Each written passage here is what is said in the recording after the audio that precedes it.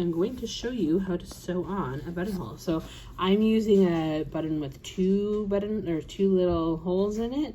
You might have one with 4, and you might have a shank button, but basically how to sew them on is very similar. Okay, so the first thing I'm going to do is I'm going to put it onto my fabric. So I'm using felt and embroidery thread to do this. If you are just sewing this onto a garment, you can apply the same concepts to a garment, just you're going to double up your thread with regular thread, not embroidery thread. Okay, so the first thing I'm going to do is I'm going to come up from the back side of the fabric like this. So this is my wrong side of the fabric.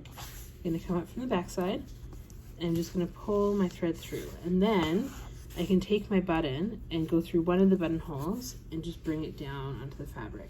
What I would recommend doing is, I have a little teeny tiny piece of fabric, so it doesn't really matter where I put this button. If you're sewing a garment or making something that you need to put it in a certain spot, you can hold the button like this and then just try to bring your needle up in the right spot. Okay, so now that I have my thread through one buttonhole, we're going to go back down through that opposite buttonhole like this.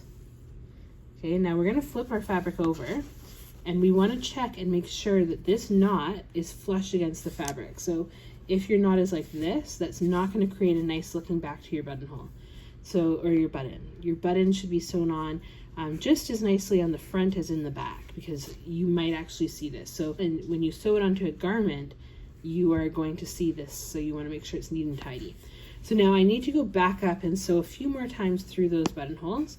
So my trick is that I'm going to put my needle right where that last stitch came out, and then it brings me right back through that buttonhole. So that's a good way of, like an easy way of knowing how to find that buttonhole. And then the next time I go down, I want to try and make sure that it comes very close to where my first stitch was. So I'm just going to keep adjusting until it comes right out where my last stitch was, because we want to make a neat and tidy back of our button as we sew. And as I'm doing this, I'm not pulling super tight that it kind of gathers the fabric in, but I'm pulling tight enough that it's not going to be loose, because we don't want our button to pop off. Okay, so this is the third time I'm going through the buttonholes, and I am going to leave it there because I'm using embroidery thread. You can do this, you should do it like 3 to 4 times, but I'm just going to leave it with 3. Okay, so now we're almost done sewing our button, but there's one more step. We need to create a shank. And so when we're making a shank for a button, what we're doing is we're creating space between the fabric and our button, and that allows your button to be buttoned into a buttonhole. So without that, what's going to happen is it's going to put a lot of tension on these threads, and eventually it will just pop off again. Okay, so now I'm going to bring up my needle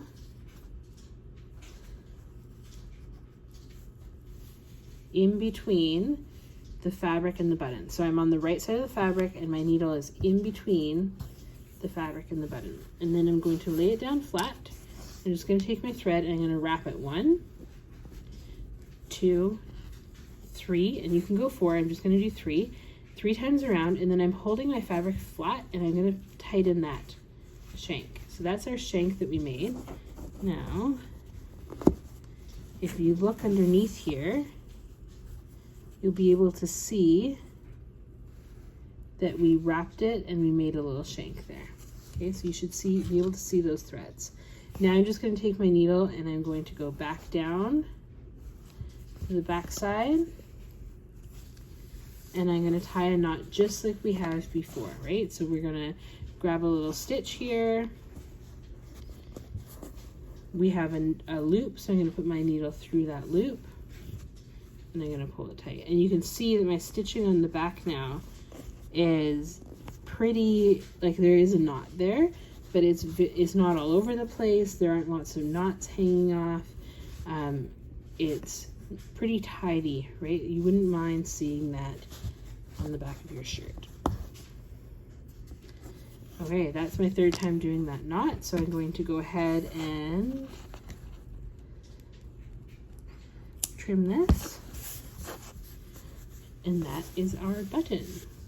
Here is our finished button. what I'm going to be looking for is that you sewed your button down securely. There's no loose threads hanging out of here. If you have a 4-hole buttonhole, you've sewn through all 4 holes. I'm going to look and make sure that I can see that shank there, and you can see that little bit of thread, that's the shank. And then I'm going to check the back and make sure it's all nice and smooth, that it's neat and tidy, and there's no loose threads. So this is my threads from my last time, but you want to make sure it's all nice and tidy for your button.